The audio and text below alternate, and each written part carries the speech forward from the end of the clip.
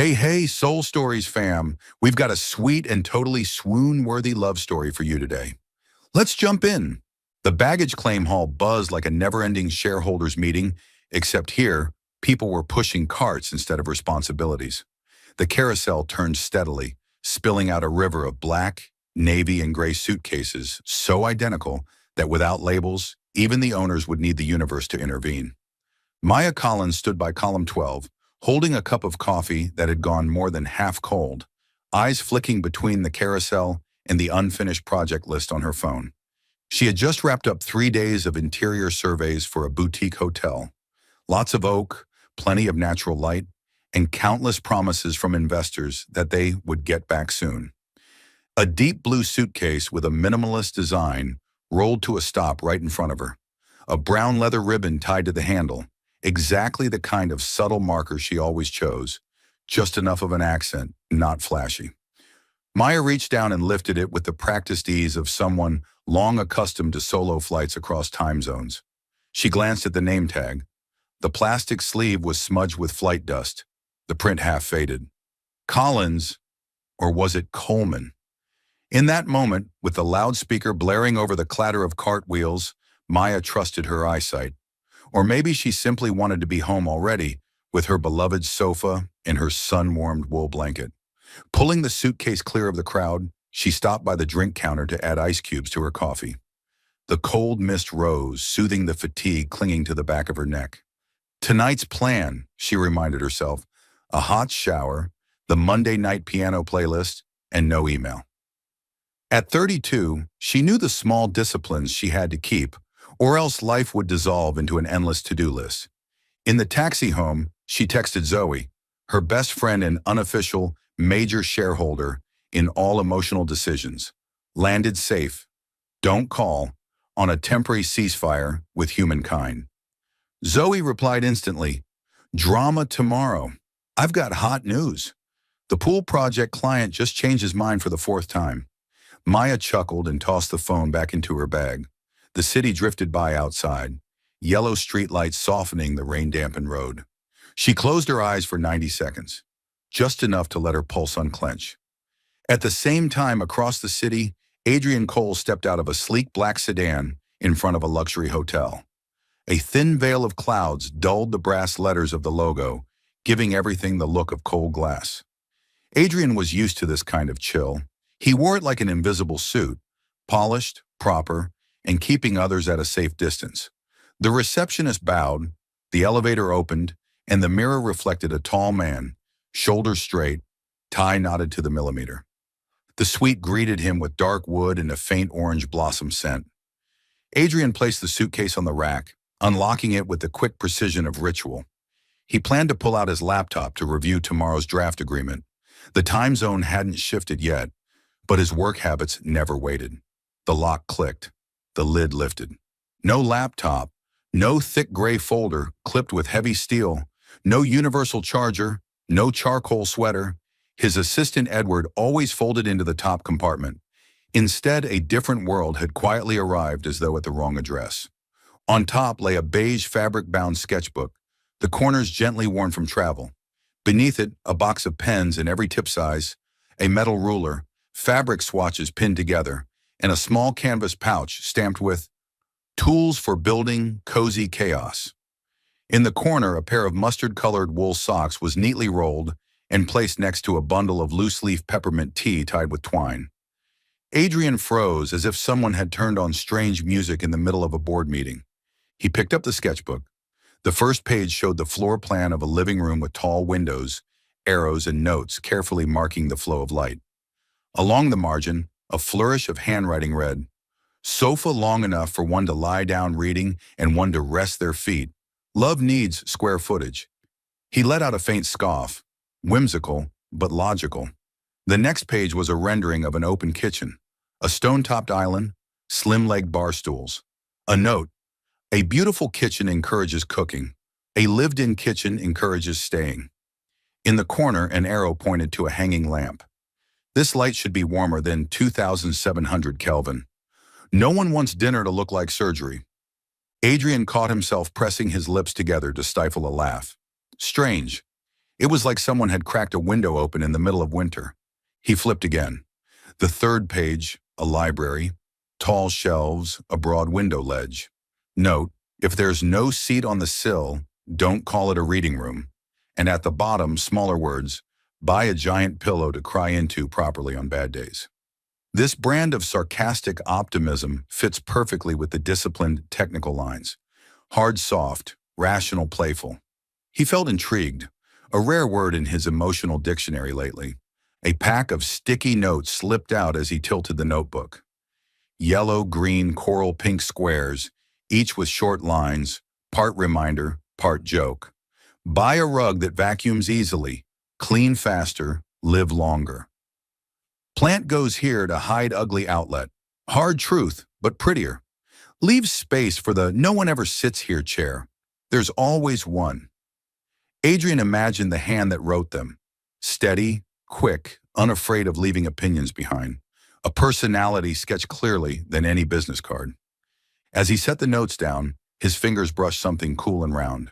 In the corner pocket sat a small glass jar with a dull silver lid. A handwritten label, slanted, Jasmine and Honey. Just 2 words. No brand, no logo, no marketing. Something deeply personal. Adrian lifted it. The weight in his palm made him handle it more carefully than his own belongings, an instinct he seldom had. He twisted the lid. The faint rasp of metal threads sounded almost like a whisper. A fragrance unfurled, not flooding the room, not claiming it, but seeping in like lamplight at dusk. Warm, gentle, honest. Jasmine first. Fresh, green, like blossoms still holding morning dew. Then honey. Not syrupy, not candy, but soft, mellowing the edges of jasmine. And in the distance, he thought he sensed dry wood, the pages of a well-thumbed book, or maybe the open sketchbook tricked his senses. He stood still, letting the scent brush his skin like a stranger's hand grazing his shoulder. Lately, Adrian's world had been the smell of new plastics from devices, leather from auditorium seats, lacquered boardroom tables, the industrial scent of central air, sterile, harmless, soulless. But now with Jasmine and Honey, a door opened without a handle. Late summer afternoon, window cracked, slow breeze, paper rustling, half-cut oranges on the table. The feeling of home, no address, no map, just a safe lodging inside one's chest, suddenly returned. He almost laughed at himself. What did neuroscience call this? He wondered. Olfactory emotional linkage? He vaguely recalled an article that mentioned scent shortcuts into the limbic system. But that was about other people. And yet here he was, a man who had confidently locked away all corridors to the unnecessary, standing still, holding a stranger's perfume, letting it pick the lock as if the key had always been there. His phone buzzed. An email from Edward, updated meeting schedule, a memo to sign before 9 a.m. Adrian set the jar back, ready to zip the suitcase. His hand paused on the fabric cover, eyes caught again by those small, frank notes. He let out a soundless laugh when he found another slip tucked inside. Note to future self, if tomorrow you wake up tired, brew tea. If tea isn't enough, open a window. If still not enough, buy a plane ticket. Clearly, the writer wasn't one to wait for permission to make life gentler. He sat beside the suitcase, leaning back against the bed frame, listening to the steady hum of the air conditioner. 1 second, 2, 3. The small jar rested in the corner, light catching the liquid inside, clear as diluted honey. He closed his eyes, repeating the 2 words on the label, Jasmine and Honey, and felt his chest ease, like after a rare deep breath. The electric kettle clicked, red to green, but Adrian didn't get up to pour tea as usual. He remained there, palm absently stroking the coarse fabric cover, tracing the weave. The strict cold script of his life had suddenly been footnoted by someone else's handwriting, unsanctioned but not unwelcome. He opened his eyes, scanning the flawless room, flawless in a way that now felt cramped, before turning back to the foreign suitcase. Just before standing, he reached for the jar again and opened it once more. Just a short inhale to test if the feeling had a chance. It hadn't. The scent made him feel something he hadn't in years. Warmth. Morning in Brooklyn opened with a strip of sunlight slipping through the blinds, landing squarely on the little cactus pot on the windowsill. Maya had named it August because it survived as stubbornly as New York summers. At 8:10, she stirred a pot of oatmeal, sprinkled roasted almonds on top, then stood back as if she had just finished a piece of modern art. On the kitchen table sat a steaming cup of peppermint tea, and next to it, the deep blue suitcase from last night, silent, unmoving, like a guest unwilling to reveal its name. Her phone buzzed. Unknown number. Maya glanced at August. "What do you think? Spam or destiny?" She swiped to answer, put it on speaker, and one hand still stirring to keep the oats from sticking. "Good morning, Ms. Collins." A calm, polite male voice, exactly the kind used to open slide-heavy meetings. "This is Edward, assistant to Mr. Adrian Cole. Last night—" "Wait," Maya cut in, turning down the stove. "Edward who? Edward Scissorhands or Edward the spreadsheet master?" A measurable pause. "I'm Edward Miles, executive assistant to Mr. Adrian Cole, CEO of Hale and Company. Last night, there was a baggage mix-up at JFK. We believe you are currently in possession of Mr. Cole's suitcase." Maya eyed the suitcase resting innocently on the wooden floor. Her instincts nudged her to pull out a chair and sit. "Oh, the Edward. Hi there. But tell me, is this a new scam? Pretend to be a CEO's assistant, lure strangers to a meeting point, and steal their kidneys?" "I can send a confirmation email from the corporate address right now," Edward replied, not rattled in the least, his tone the kind of calm born from years of odd questions. "Or you may call Hale and Company's main line and ask to be transferred to my extension. Or," Maya took a sip of tea, "you described to me a few items inside your boss's missing suitcase. The more unique, the better." Another pause. "I haven't seen the contents of the suitcase, ma'am, but I do have Mr. Cole's standard travel inventory, a laptop, a file folder, 3 shirts, 2 suits, 1—" "Oh, that's enough. Thank you, Edward. That list could be copied and pasted from Wikipedia. Office men's starter pack. I'll check." She looked at the suitcase, then at the oatmeal, then back at the suitcase. "Give me 5 minutes. If I find a world domination plan in here, I'll call you back. If I don't, that means I'm busy reporting this scam to the police." "I understand." Edward's tone didn't waver. "This is my direct number showing on your screen. Thank you for your cooperation." The call ended. Maya set the phone down and pulled the suitcase closer. Her fingers lingered on the zipper, a moment suddenly solemn, like opening a parcel from outer space. She pulled. Zip. No duck pajamas, no beige sketchbook, no tea pouches.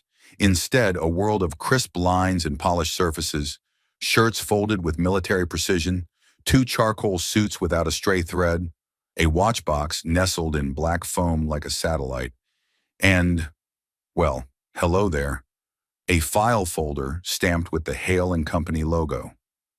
"Oh my God," she exhaled, a sound half defeat, half admiration. "Congratulations, Maya. You now temporarily own the property of a man who worships at the Pantone altar of gray to grayer." She flipped open the folder. Company name, clauses, fine print as dense as the forehead wrinkles of chronic insomniacs. The phone buzzed again. Another unknown number. Same prefix. Maya waited for a beat before answering. "Yes?" This time not Edward. A voice deeper, lower, cold enough to cool the steam in her kitchen. "This is Adrian Cole." Maya blinked. The name sat right there on the folder in front of her.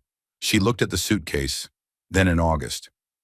"You could be anyone borrowing the name off this folder," she said, sliding the suitcase slightly farther away, as if it might be eavesdropping. "I need my suitcase back today." His words were clipped without echo. "Inside it, you'll find—" "Hold up, Mr. Cole. If you are Mr. Cole—" Maya propped her elbow on the table. "Let's do multi-factor authentication. I'll describe one thing in the suitcase I'm holding. You describe one thing in the suitcase you're holding. If it matches, I believe you. Fair?" 3 seconds of silence. "Fair." Maya scanned the lineup of shirts like obedient soldiers. She picked up the watch box. "This suitcase has a watch in a black case, face like a moon without air, and it looks so expensive, I feel 10 years poorer just looking at it." Oh, and a charcoal suit on the left. Brand I refuse to read. Too much risk of cardiac arrest. The man gave a short exhale, as if suppressing a laugh. Accurate. Now your turn. A beige fabric sketchbook, corners worn. Inside, a living room floor plan with a margin note. Sofa long enough for one person to read lying down and another to put their feet up. Love needs square footage. His voice paused half a beat, as if choosing carefully, then continued. A canvas pouch that says, Tools for Building Cozy Chaos. A pair of mustard wool socks. And a small glass jar labeled jasmine and honey. Maya bit her lip. Her heart skipped. Not from romance. Well, maybe 10% from romance, but from surprise. Okay, you win. Or you're a master hacker who somehow broke into the diary of my life. She burst out laughing, her laughter bouncing off the kitchen ceiling like bright dust motes. Honestly, I thought you'd be the kind of guy who used the suitcase as bait to lure me out and sell me to a kidney harvesting gang. On the other end, a rare meteorological event occurred. Ice cracked. Tiny. Quick. But real. Adrian, the man who had long considered laughter something to be left outside the office, actually chuckled as though someone had plucked a long silent string. I don't trade in organs, he said, his voice softened by 1 Kelvin. And your suitcase is not effective bait. It distracts me. Oh? Maya rested her chin in her hand. Because of the mustard socks? Because of the notes, he admitted, an honesty strangely un-CEO. And the scent. The oatmeal on the stove gave a warning bubble. Maya turned it off, poured it into a bowl, and sprinkled cinnamon. All right, Mr. Cole, authentication complete. I officially confess, I grabbed the wrong suitcase at Carousel 12. I don't know how. Maybe the carousel knew I liked navy blue. I grabbed the wrong one too, he said. They looked uncannily alike. Same brand, same shade, same ribbon on the handle, Maya sighed. Aesthetic catastrophe. Across the city, Adrian glanced at the suitcase open on the chair, the jar of jasmine and honey glowing quietly in the corner, like a secret lighting the room. He didn't say that, but the thought of it lingering on the wrist of the woman on the line, warm, soft, staying just long enough, slowed his next words. Thank you for taking this call. I only picked up because Edward talks like a bank hotline, while you, Maya tilted her head half teasing, half serious. You talk like a man who doesn't have time for nonsense. That made me believe you. I don't, he confirmed, without pride, without apology. Which is why I want this resolved quickly. Could you open the top zip compartment of the suitcase you're holding? Inside, there should be a file folder. I need to confirm it's there. Hang on, Maya unzipped. A thick binder, steel-clipped, labeled, Proposed Partnership, Hale and Company X Orion. She tapped the edge, hearing the sound of dry paper. Still here. Nobody ate it. Good. Adrian nodded, though she couldn't see. Thank you. Maya spooned oatmeal, thinking fast. I could drop the suitcase at Lost and Found and let them contact you. I tried that channel last night, he said. It could take 48 hours. I need the document sooner. So what do you suggest other than meeting me in an empty lot at midnight? Maya arched an eyebrow, deliberately serious for 2 seconds before laughing and breaking the ice herself. The lobby of the Hale Regent Hotel, 11 a.m. today, Adrian replied, his organizer's nature unfolding like a city map. Edward will meet you in the lobby with security and reception. If you're uncomfortable, we can switch to the cafe across the street. It's crowded there. Maya tapped her spoon against the bowl, the clang reminding her, live lightly. I'll pick the cafe. Crowds mean lower kidney theft risk. She paused. But hey, if you're planning to ransom the suitcase with coffee, I like Americanos. No sugar. Noted, Adrian answered, and in the space between those 2 clipped syllables flickered another smile. Small as an elevator light, but enough to light a face. Before we hang up, Maya said, tone slipping into unexpected sincerity, thank you for calling yourself. Most people would have let their assistant handle it. I'll bring the suitcase to you tomorrow. I wanted to speak directly, he said. A simple truth, no decoration. A brief silence, Not uncomfortable, but like a rest between two notes.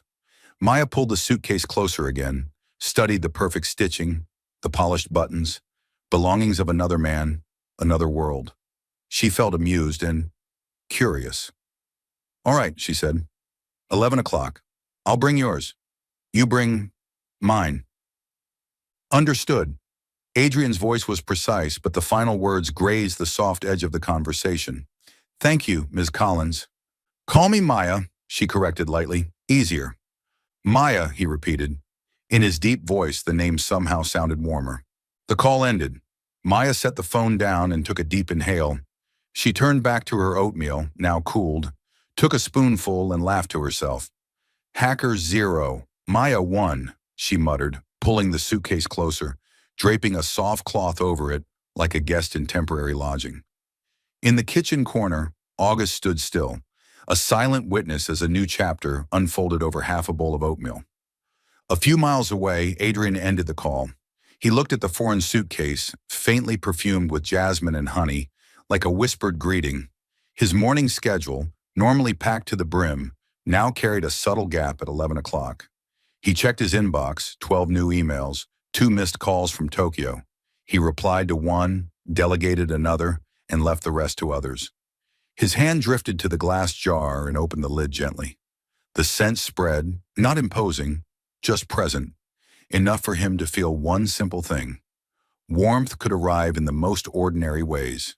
He closed it, set it back, adjusted his cuff, and stepped into his morning, for the first time in a long while, with a small smile that only someone standing very close might notice. That noon, the lobby of the Hale Regent Hotel was as crowded as if all of Manhattan had scheduled their meetups in the same place. Suitcases rolled noisily across marble floors, the click of high heels mingling with polite laughter. In the far left corner, the small cafe counter steamed with espresso, where Maya Collins leaned back in her chair, Adrian's suitcase sitting loyally beside her like a well-behaved pet. She had arrived 10 minutes early, partly out of her ingrained punctuality, partly, though she would never admit it, out of curiosity. Yesterday, Adrian Cole's voice over the phone had left her with a strange feeling.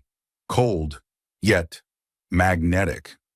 Like stumbling upon a tightly sealed dark room, only to notice a thin beam of light through the crack of the door. Maya wore a pale blue linen dress under a light cardigan, her hair tied neatly back. No flashy jewelry, only a pair of silver teardrop earrings. On her wrist, she'd sprayed a touch of jasmine and honey. The soft fragrance wrapped around her like a warm aura. The revolving door spun open. Adrian walked in. Tall, straight posture, a perfectly tailored gray suit, a subtly striped tie, his steps steady and assured. The CEO's presence radiated effortlessly. A few people in the lobby recognized him, but none dared approach. Adrian Cole carried with him a chill that kept people at arm's length. Except Maya. She recognized him instantly, not from the photos she'd glanced at online the night before, but from the way he moved, focused, silent, as if the world outside his path was blurred away. Then he stopped. His eyes fell on the navy suitcase at her feet. For a fleeting second, Maya thought she saw something soften in his gaze, but it vanished as quickly as a green light turning red. Adrian walked over. "Maya Collins?" His deep voice both confirmed and questioned. "That's me," she smiled, nudging the suitcase forward. "And this must be the rightful parent of this little one." He looked at the suitcase, silent for a few seconds, long enough for Maya to arch a teasing brow.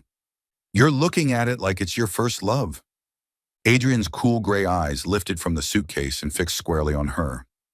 In that instant, she felt the full weight of his focus, direct, steady, no detours. "No," he said evenly, though his gaze betrayed nothing. "I'm looking at its owner." Maya faltered for half a beat, then laughed aloud. "Mr. Cole, that's a dangerous line. If I repeated it, people might think you're flirting."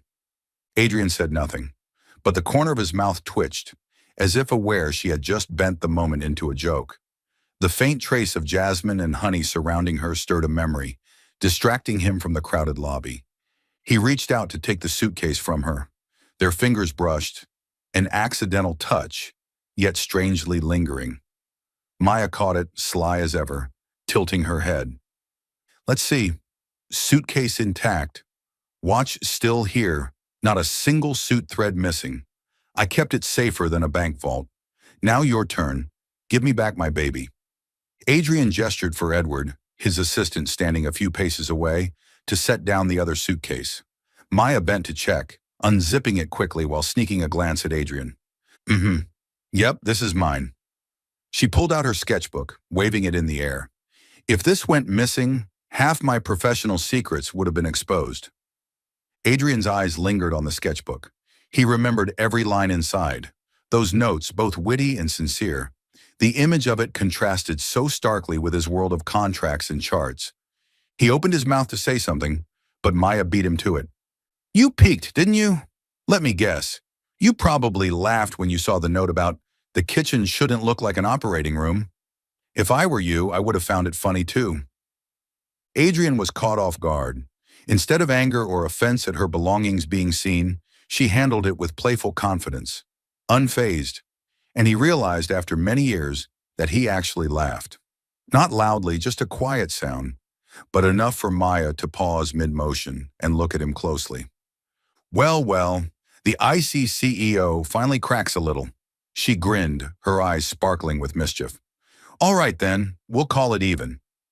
Adrian tightened his grip on his suitcase, keeping his calm exterior, but inside he couldn't deny it. What struck him wasn't just the scent hovering around Maya, but the way she carried it, confident, witty, so alive that even the bustling hotel lobby seemed to fade around her. 3 days after the hostage exchange at the hotel lobby, Maya had almost filed the suitcase mishap away into the drawer of odd but funny life stories. She was back to being swallowed by work, sketching a penthouse living room, racing deadlines for a picky client, and bickering loudly with Zoe, her best friend and colleague, about whether the sofa should be beige or olive. Olive, it's warmer, Maya said firmly, drawing a confident line across the sketch. Zoe squinted. Or maybe because that CEO the other day was wearing a grayish olive suit? Hey, Maya laughed, tapping the ruler on the table. Don't you dare connect random dots. This is a strategic beige, completely unrelated to anyone. Zoe giggled, clearly unconvinced. That afternoon, Maya's phone rang. Unknown number. She picked up while stuffing rolled sketches into a tube. Hello, Ms. Collins. The deep, familiar voice, this time not buffered through an assistant. Maya froze for half a beat. Oh, the cold CEO. Don't tell me your suitcase has wandered off again. I swear I'm not doing rescue missions this time. Not a suitcase, Adrian replied, short and crisp. A project. Maya stopped walking, curiosity piqued. A project? I'm building a new office for the creative division. I want it different, more comfortable, more vibrant. I think you could design it. Maya burst out laughing. Wait, you mean me? A small-time interior architect whose studio doesn't even have a neon sign yet, being asked by the CEO of Hale & Co. to design a multi-million-dollar corporate office? Yes, Adrian said, in the same tone one might use to announce today's weather, mildly sunny. She narrowed her eyes, teasing, Do you like my designs or my perfume? A short silence on the other end, then Adrian answered without hesitation, Both. Maya nearly choked on her laugh, almost dropping the sketch tube. Oh my God, a CEO saying that. Dangerously quotable. If I posted it online, you'd be meme material by tomorrow.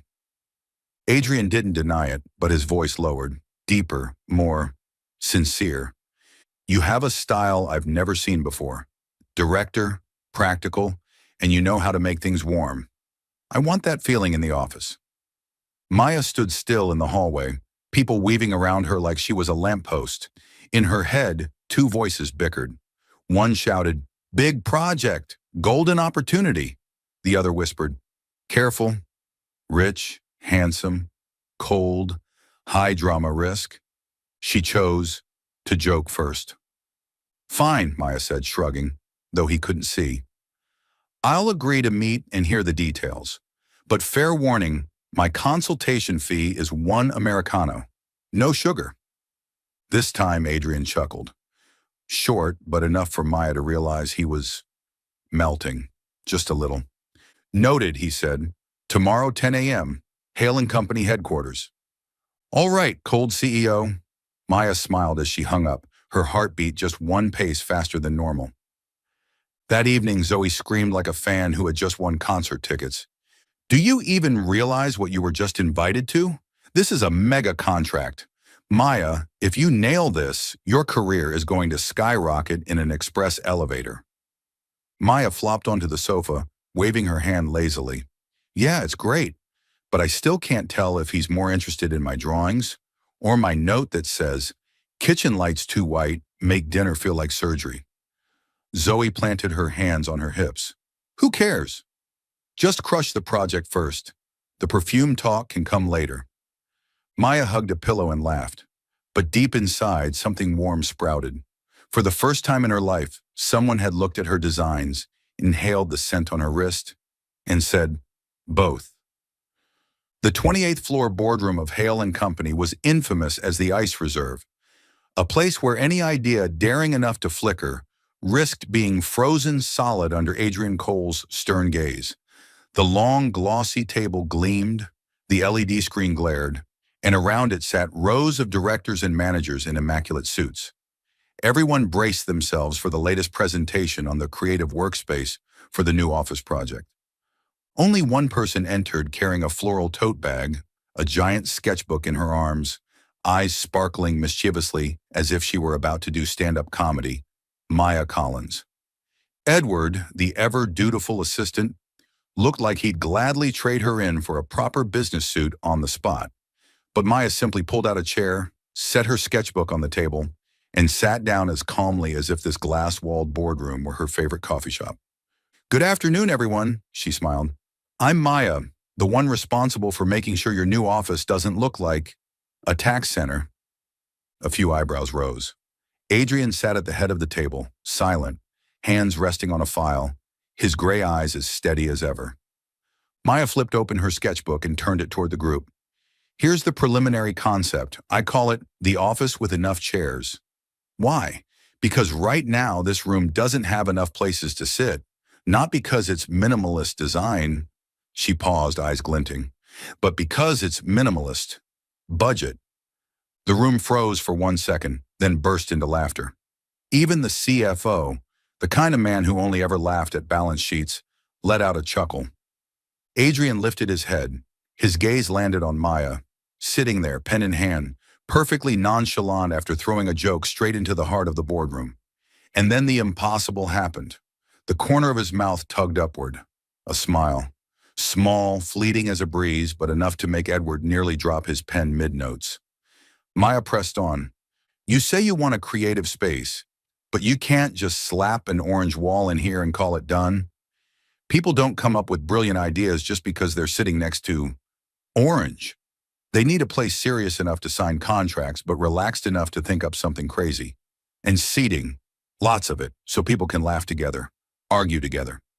She turned the page, revealing sketches of long benches mixed with low tables, a reading nook with greenery, whimsical details, teardrop pendant lights, a giant whiteboard plastered with sticky notes. I want meetings to feel less like a courtroom hearing and more like an oversized living room, a place where people feel most free to speak. One director frowned. Won't that be too comfortable? It could affect discipline. Maya arched a brow. Discipline isn't in the sofa, it's in the people. If someone wants to nap, they'll do it on a hard chair too. But if they want to create, at least let them do it in a seat that doesn't paralyze their back. Laughter again. A few heads nodded in agreement. Adrian remained silent, but his eyes never left Maya. She spoke quickly, sharply, her words both witty and sensible. No glossy charts, no jargon, just simple ideas hitting the heart of what people actually needed. And Adrian realized for the first time, the boardroom wasn't tense. It was warm. When Maya finally closed her sketchbook, she ended with one line. Workspaces aren't museums. They need breath and laughter. If this new office makes people want to stay 10 minutes after hours just to talk, then I'll have succeeded. A brief silence, then applause, scattered at first, then steady. Adrian leaned back, his eyes softening. Inside him stirred something strange, In a world of reports and numbers, this woman had walked in, brought laughter, and turned the air into something he hadn't realized he was missing. He looked at Maya, simple, confident, faintly wrapped in jasmine and honey, and for the first time admitted to himself, he was intrigued. The afternoon sky was clear, sunlight cutting into warm golden streaks across the steel frames of the half-finished Hale and Company office tower. The construction site buzzed with drills whirring, hammers clanking, and workers shouting over the din. Amid the concrete dust and scaffolding, one image stood out almost comically. Maya Collins, in her pale blue linen dress with an oversized denim shirt thrown on top, holding an ice-cold beer she just bought from the kiosk across the street. "Here, this is how you do a proper site survey," she declared, popping the cap with a hiss that rang louder than the drills. A few steps away stood Adrian Cole, crisp white shirt immaculate, holding a black coffee he'd picked up on the way. His brow furrowed. "You do realize this is a construction site, not a bar?" Maya wiped the foam from her lip, her eyes glinting playfully. "That's exactly why. I call it blending in. The workers already look at me like I'm some exotic species. Might as well give them something to laugh at." Sure enough, a couple of passing workers chuckled, shaking their heads at the tiny architect drinking beer in the middle of the dusty site. Adrian shook his head too, but his gaze betrayed a faint softness. He was used to rules. Black coffee, pressed suits, meetings scheduled to the minute. Maya was nothing like that. She turned a gritty worksite into a stage for lightness. They stepped into the unfinished lobby. Maya walked as she spoke, sketching invisible lines in the air. "Here, I want light pouring in like a waterfall. People should feel warmth the second they walk in, not that dreadful, 'oh great, another day of deadlines.' And over there," she pointed to a bare corner, "I'll put a round sofa, conversation style. No more boardroom vibes, more like living room chatter." Adrian watched quietly, sipping his coffee. Every word drew eyes toward her.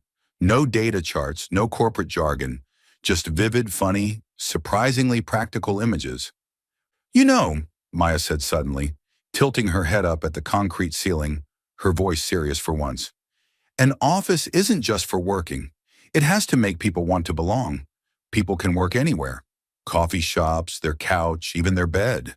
They come to an office to feel part of something. I want this place to give them that." Adrian faltered. The word belong echoed in his mind, something he had never once considered while building cold, functional spaces. Maya turned, catching him watching her, and raised a brow. "What? Did I ramble too much?" He shook his head, his voice low, honest. "No. I was just thinking, I've never heard anyone talk about an office that way." She grinned, biting the rim of her beer bottle, the mischief back in her tone. "Careful. If you listen to me too much, cold CEO might just turn into fun CEO." Adrian chuckled, his second laugh that week. Short, genuine, startling enough that nearby workers glanced over, surprised to see their usually stern boss smiling. They walked down a long corridor framed only by steel beams. Without hesitation, Maya plopped down on a block of concrete, flipping open her sketchbook to draw on the spot. Adrian stood beside her, his shadow shielding her from the sun. He watched her hair dance in the breeze, her laughter ripple through the noise, and realized something quietly unsettling. It wasn't just the scent of jasmine and honey he remembered from the hotel. He was beginning to remember Maya's laughter too. Tidy, vibrant, filling the silent spaces he had long grown used to in his life. Night had fallen. Outside, the city blazed with neon lights, but inside Maya's small studio, the only glow came from her computer screen and the warm yellow of a desk lamp. Sketches scattered everywhere, alongside cold coffee cups and crumpled sandwich wrappers. Maya had tied her hair up high, eyes fixed on the 3D model on her screen. Every ceiling detail, light source, and chair rendered into life. A soft knock tapped against the glass door. She looked up, startled. Adrian stood there, still in his crisp white shirt, tie loosened, his face carrying the fatigue of a long day of meetings, but his eyes were strangely bright. "You What are you doing here this late? Maya frowned, hand still on the mouse. Edward said you were still working. I wanted to see. His tone was steady but lighter than usual. Maya shrugged, swiveling the screen toward him. Well then, cold CEO, welcome to my mini movie theater. Adrian stepped closer, standing behind her. The scent of jasmine and honey drifted faintly from her wrist, mingling with the smell of paper and stale coffee. He hesitated for a breath, then forced his focus onto the screen. On the monitor, the new office took shape. A lounge with curved sofas, light cascading from the ceiling like waterfalls, a reading nook with greenery, thoughtful little touches, a coffee tray, personal storage shelves, a giant whiteboard. Adrian leaned in, his deep voice slipping out almost unconsciously. I didn't think it could look like this. Like what? A sofa big enough for you to nap on? Maya spun her chair, half joking. He shook his head, eyes still fixed on the model. Not just beautiful, it feels alive, real. I can see people in it, not just a design. The unexpected praise caught Maya off guard. She tapped her pen against the desk, trying to cover her blush with humor. Wow, the CEO actually used the word alive. Tomorrow we'll have snow in June. Adrian chuckled softly, barely audible, but real. He leaned closer, studying the 3D lobby with her. The distance between them shrank, just a foot or two. Maya could feel his breath brush her shoulder. Adrian suddenly realized his heart was beating faster, just like that night he first opened the perfume jar. The room grew unnaturally quiet. No traffic outside, no keyboard tapping, just jasmine and honey in the air, quickened heartbeats, and a space between them that seemed to dissolve. Maya cleared her throat, spinning the model to another view, breaking the silence. What about this area? I'm thinking of a self-serve coffee corner. Gives employees more freedom. Adrian looked at the screen, but his voice came softer, almost wavering. I think it's wonderful. The design and the person who made it. Maya froze for half a second, then laughed to shake it off. Don't say things people could misunderstand, Mr. Cole. He didn't reply, but his eyes stayed on her, gentle, as if he himself was starting to misunderstand his own feelings. That night, Adrian left with a certainty. It wasn't just the perfume he remembered anymore. He was beginning to remember the sound of keystrokes, the teasing remarks, and the smile that lit up her little studio like no lamp could. Still following the story. If this story found you outside of Soul Stories, we invite you home, to where every touching tale begins with truth, hope, and heart. That morning, the shrill buzz of news alerts dragged Maya out of her late sleep.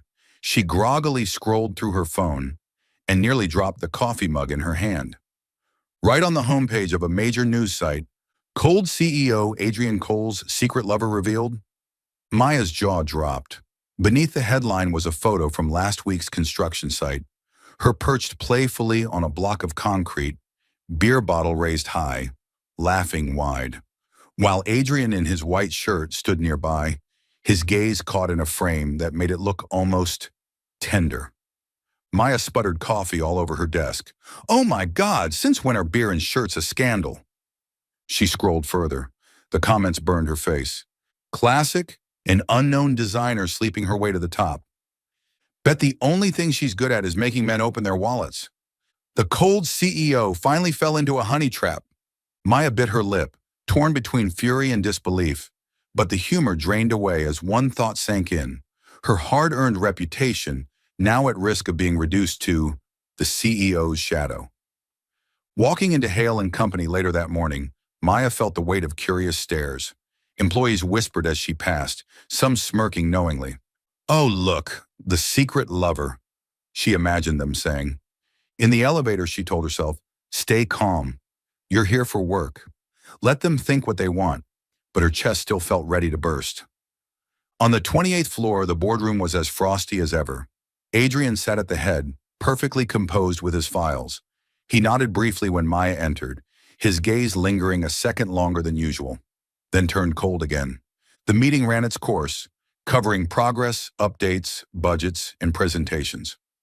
Maya forced herself to stay focused, her voice steady as she delivered design updates, even as those scandalous headlines screamed at the back of her mind. When it ended, the managers filed out, leaving only Adrian and Maya in the room. The door shut, and Maya spun around, arms crossed, eyes blazing. See that? The press just turned me into something ridiculous. Adrian rose slowly, voice level. I'll take care of it, Maya glared. Take care of it? What, hire your legal team to bury the story, pay another outlet to run a nicer one? You think that fixes it? That's the fastest way to kill a scandal. He spoke as calmly as if it were another item in a financial report. Maya laughed bitterly, the sound sharp in the empty room. You don't get it. This isn't just gossip. It's my name, my work, everything I've built. I didn't come here to be branded as the cold CEO's secret girlfriend. Adrian froze. He was accustomed to resolving problems with authority, but Maya clearly didn't want to be protected. She stepped closer, her voice firm. Listen to me, Adrian. I was invited to this project because of my designs. I work for my ideas, not because I know you, and definitely not because of some perfume or smile. I don't need favors. I don't need your reputation to validate me. Her eyes blazed, conviction so fierce it actually caught him off guard. She drew in a deep breath, finishing, so from now on, we need clear boundaries. You're the CEO. I'm the designer. Business is business. I won't let stupid rumors taint this project, and I won't let anyone think I'm riding on your name. Silence hung heavy in the room. Adrian stood opposite her, his hand tightening around the pen he held. He wanted to say, no, you're different. I brought you in not because of who you're seen with, but because of who you are. But the words stuck in his throat. At last, he only said, I understand. His voice was low, steady, unreadable. Maya nodded briskly, stuffing her sketchbook into her bag. Before leaving, she glanced back with a weary but proud smile. I don't need you to handle this for me, Adrian. I can stand on my own. The boardroom door shut behind her. Adrian stood still. The air still carried the trace of jasmine and honey, but this time, it mixed with a sharp aftertaste of defiance. And he realized Maya didn't need him to protect her, but that only made him want to keep her close even more. In the days following their fiery exchange in the boardroom, Maya all but vanished from Adrian's sight. She came to the construction site only at fixed hours, handed documents to Edward, or sent designs by email. Direct encounters with Adrian were rare, and when they did accidentally cross paths in the elevator or hallway, she only offered a polite smile, a nod, and walked on. The distance was unmistakable. For a man who had always claimed to prefer silence, Adrian found this quiet strangely unsettling. On the third consecutive evening, he sat in his vast apartment, the cup of coffee on his table long gone cold. In the past, he had taken pride in his control, a schedule packed to the brim, routines never broken, emotions neatly excluded. But now the absence Maya left behind seemed to seep into the smallest details of his life. He opened his refrigerator. Everything inside was perfectly aligned. Mineral water, canned coffee, pre-packed meals. Precise, colorless. He remembered the time Maya had peeked into it, wrinkled her nose and teased, "Is this a fridge or a supermarket display? You know this dinner has no soul, right?" She had slapped a sticky note on the door afterward. "Add fruit or you'll run out of vitamins." He hadn't removed it. Now, staring at the faded ink, his chest felt heavier. The next morning, stepping into the Hale and Company lobby, Adrian caught sight of a vase of wildflowers on the reception desk. Soft greens, a few small bursts of yellow. Not the sleek, curated arrangements his company usually displayed. He froze. That was Maya's style. Real flowers, not industrially arranged ones. He even recalled her once teasing him. "If you keep fake flowers in the office, I'll put up a sign that says, 'This is not an office. This is a wax museum.'" For the briefest moment he laughed and realized he didn't just miss the scent of jasmine and honey or her playful perch on a block of concrete. He missed how she made him laugh, even for seconds, how she shattered the armor of seriousness that had wrapped around him for years. That night, Adrian drove aimlessly through the city, only to find himself parked in front of the construction site. It was dark, lit only by a few dim yellow bulbs. He stepped out, looking up at the unfinished steel frame etched against the night sky. He imagined Maya there, beer bottle in hand, grinning wide. This room doesn't lack minimalism. It lacks budget. He exhaled. For years, he had valued efficiency, numbers, and deadlines above all else. But Maya, she could turn a suffocating boardroom into a place full of laughter with just one line. What he once thought was mere attraction, the scent, the sparkle in her eyes, her playful defiance, was no longer simple. It had become a habit that crept into his every thought, a presence he could not deny. Resting a hand on the car door, he whispered to himself, "It's not just the fragrance, not just the difference. It's her. It's Maya." And in that moment, for the first time in his life, Adrian Cole, the cold, controlled CEO, admitted one thing: he was truly in love. On the day of the new office inauguration, the Hale and Company building shone as if dressed in new skin. Balloons, banners, and a stretch of dazzling lights lined the lobby all the way to the top floors. But what drew gas from the guests wasn't the spectacle. It was the office itself. Every brick, every chair, every patch of greenery radiated warmth and freshness. Maya stood off to the side, clutching her familiar sketchbook, her heart racing. She tried to look natural, but with reporters, cameras, and dozens of industry heavyweights present, her nerves prickled. A group of journalists whispered nearby, "They say she's the CEO's secret lover." But looking at this project, it's hard to deny she's talented. Maya bit her lip, forcing herself to focus on the MC's words. Then Adrian appeared, tall, composed in a gray tailored suit, dark tie, and calm strides. He was used to press conferences and ribbon cuttings, but today Maya noticed something different. After the ribbon was cut, Adrian stepped onto the podium. His voice was low and steady. "Thank you for joining us today to celebrate the launch of Hale and Company's new office. I won't speak much about numbers, market share, or strategy. Today, I want to speak about someone." The hall rippled with murmurs. Cameras flashed furiously. Maya froze, her heart pounding in her throat. Adrian drew in a breath, his eyes sweeping the audience until they rested squarely on her. "This space you see today, full of life, full of connection, wasn't created by me or by any reports. It was the work of Maya Collins, a designer I am deeply proud to have worked with." Maya flushed red. Reporters exchanged glances, pens already poised for headlines. But Adrian didn't stop. He lowered the microphone, stepped down from the podium, and walked straight toward her. Amid the stunned stares, he stopped before her, raised the mic once more, his voice deep but resonant. "She didn't just design this office, she redesigned my life." The hall fell silent. "I once thought I was only intrigued by a scent that lingered from a suitcase switched at the airport. But the truth is, what held me wasn't perfume. It was her laughter, her honesty, her talent, and her heart. Maya, I love you." Maya froze, breath caught. The hall erupted. Whispers, gas, the furious clatter of cameras. But in that moment, all she could hear was the wild drum of her own heartbeat. She drew in a breath, lifted her chin, eyes shimmering. "Do you realize you've just made me the centerpiece of every rumor, Adrian Cole?" The hall chuckled softly. Adrian's lips curved into a rare, genuine smile. Maya shook her head, then spoke softly, just enough for the microphone to catch. "But if you're brave enough to say that in front of everyone, then I can be brave too. I'll give you, and us, a chance." Thunderous applause erupted, crashing through the hall. Adrian leaned closer, whispering, "Thank you." Maya answered with a radiant smile, the kind of light he knew from this moment forward would be the brightest thing in his life.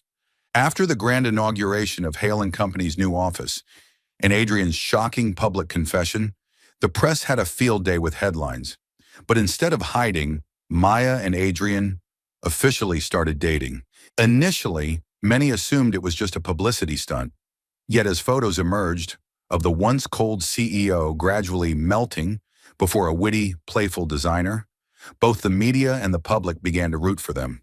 One morning, Adrian woke up to discover that his wardrobe was no longer the untouchable territory it had once been. The left half still displayed his perfectly aligned white shirts, gray suits, and monochrome ties. But the right half had exploded with floral dresses, graphic tees, colorful scarves, and even a pair of neon blue sneakers. He stood there for a long moment before speaking in his usual dry tone. So this is what you'd call legal invasion? From the bathroom, Maya's voice floated out. Nope, it's called optimizing living space. You should thank me. I just rescued your closet from eternal boredom. Adrian shook his head, though the faint curve of his lips betrayed amusement. On a lazy weekend afternoon, Maya dragged Adrian to a no-frills beer joint near the old quarter. He sat stiffly, tie loosened, staring at the frosty bottle in front of him like it was an exam he hadn't studied for. Come on, try it. Don't frown like that, Maya said, clinking her glass against his. Adrian took a cautious sip. The bitter taste spread across his tongue, his brows knitting. Well, Maya asked, eyes sparkling. Bitter. Bitter, but cute, like me. She burst out laughing. Adrian looked at her, the ice in his eyes replaced with helpless fondness. He took another sip, this time without a frown. All right, he murmured with a small nod. If you call this cute, I'll agree. Another night, they went grocery shopping together. Maya filled the cart with chips, gummy bears, and cookies. Adrian glanced at the pile, then at her. Planning to feed a kindergarten? No, Maya replied matter-of-factly. I'm training you, from cold CEO to normal human. He sighed, letting her toss in a tub of strawberry ice cream. But back home, it was Adrian who ended up sneaking through half of it while Maya dried her hair. When she caught him, hands on hips, she cried, Aha! And who was it that called this kid food? Adrian looked at the spoon in his hand, unfazed. Integration strategy, he said evenly. As time went by, between deadlines and everyday moments, the two found their rhythm. Maya thrived creatively, turning projects into vibrant, human-centered spaces. Adrian, the man once rigid and controlling, learned to soften, to listen. And in his vast apartment, once cloaked in gray silence, bursts of laughter now echoed. Maya teasing, Adrian responding dryly, but always with that hidden smile tugging at the corner of his lips. In the end, happiness was simpler than they had thought. One person brave enough to turn every rule upside down, and another willing to be swept along, until together they discovered their perfect harmony. A year slipped quietly by. Quiet in the sense of back-to-back schedules pressed to the edge. But in the gaps between meetings and deadlines, there was still hot coffee, evenings walking along the river, and bursts of laughter over silly things. Maya's Collins studio now ran smoothly. 3 housing projects, 2 small offices, 1 cafe. Customers returned not for pretty pictures, but because it feels easy to breathe here. Her name began to appear in industry articles, no longer accompanied by a question mark. Adrian was still Adrian, punctual, cautious, straight as a pencil line. But if you paid attention, you could see he had softened. He had learned to ask questions before making decisions, to smile even when a plan went off by half a day, to say well done with his eyes when Maya presented a new drawing. He didn't push her to take on projects for prestige. He simply introduced her to the right people and quietly faded out of the frame. Silent companioning, Zoe called it the new skill of the once cold CEO. One early summer morning, while Maya was adjusting a mood board for a kitchen, his message popped up. Free this afternoon? Come see an experimental project. Bring the jasmine and honey jar. Maya pressed her lips into a smile. Even boyfriends send briefs now. But she still slipped the little glass jar into her bag, out of habit. The car pulled away from the city center, past tall, shady trees. Light at 2700 K, Maya always liked to call it that, spilled across the road.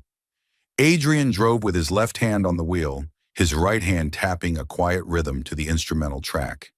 He was silent in the way of someone hiding something important while pretending to be calm. That only doubled Maya's curiosity.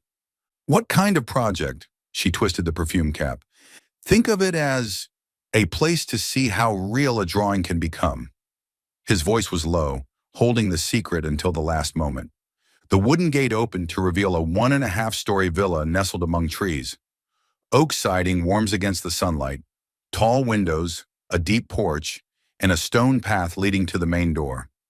On a small wooden sign hung at the porch, hand-carved letters read, Jasmine and Honey. Maya froze, her hand unconsciously gripping her bag strap. You name the house after my perfume? After the thing that led me to your sketch, Adrian replied, lips curving slightly, and after the thing from which everything began to soften. She stepped onto the porch. The door opened, and Maya understood why he had stayed silent. Inside was her sketchbook, turned into atmosphere, a living room with high ceilings and exposed beams, sunlight pouring from clear-story windows like a waterfall, just as she had scribbled in the margin. A sofa curving around a round wooden table, opposite an olive armchair, for no one to sit in, sitting exactly in the corner she had labeled, exists just for fun. By the window, a wide seat, big enough for one to lie down and another to rest their feet.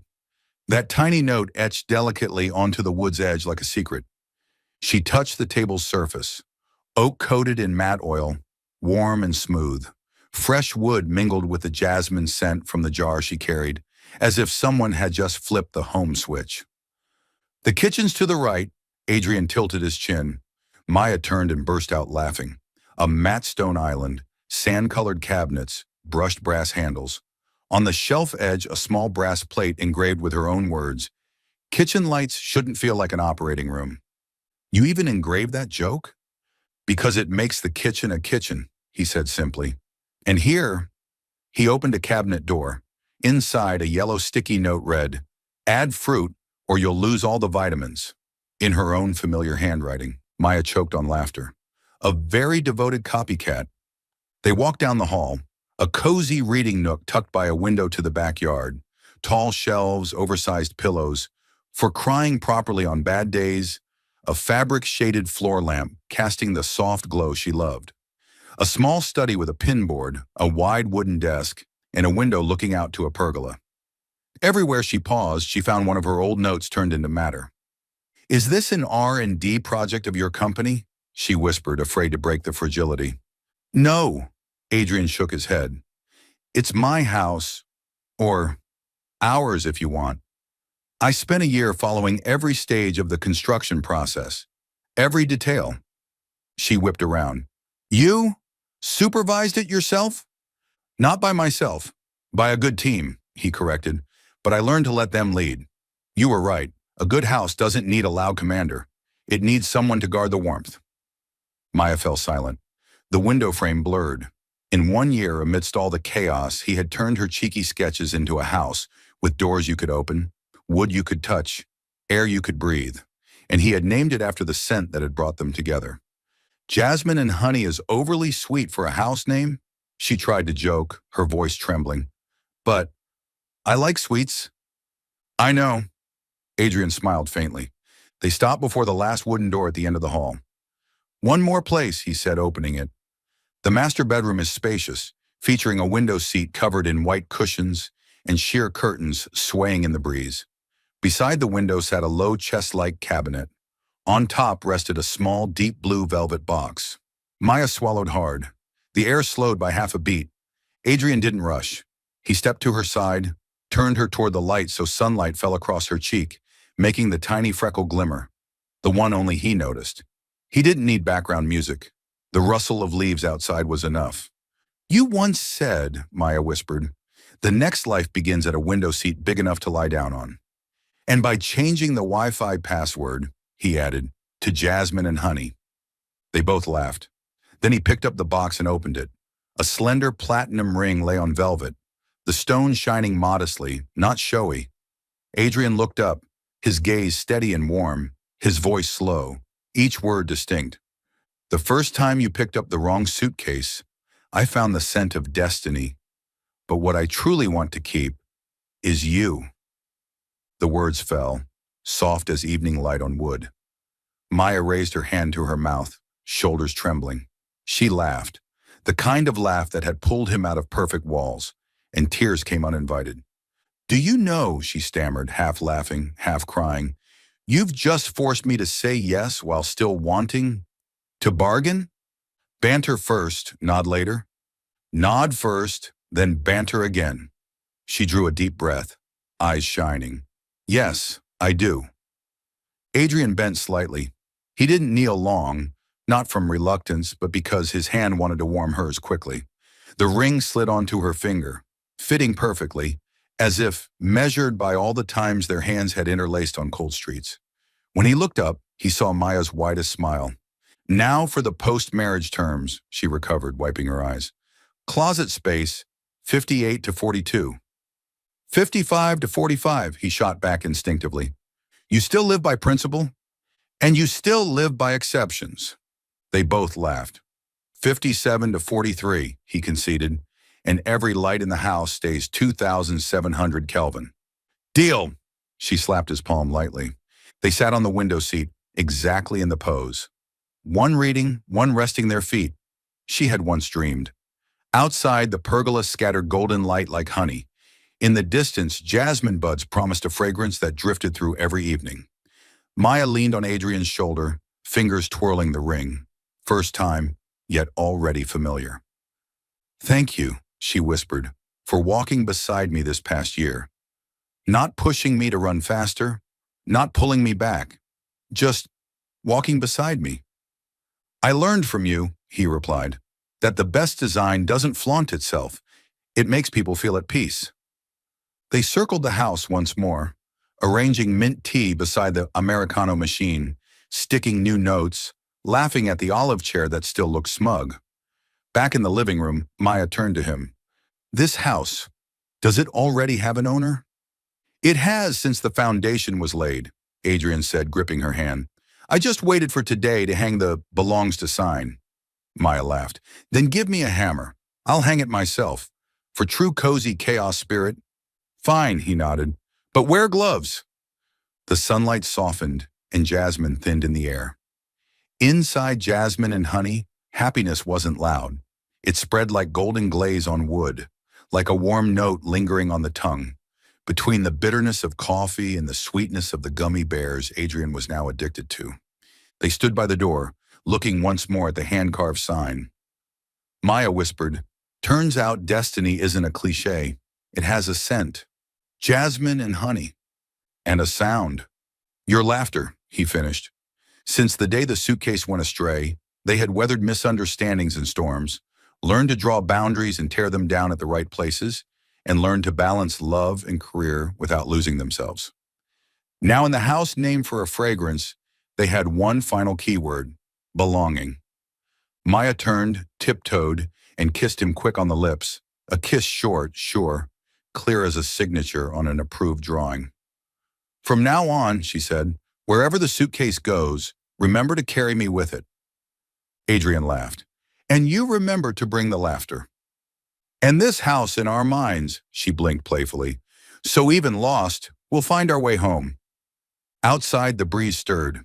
Inside, the ring cast a tiny glint across the table. A happy ending, not for fireworks, but for something lighter than breath. Two grown people, choosing each other and knowing how to keep each other.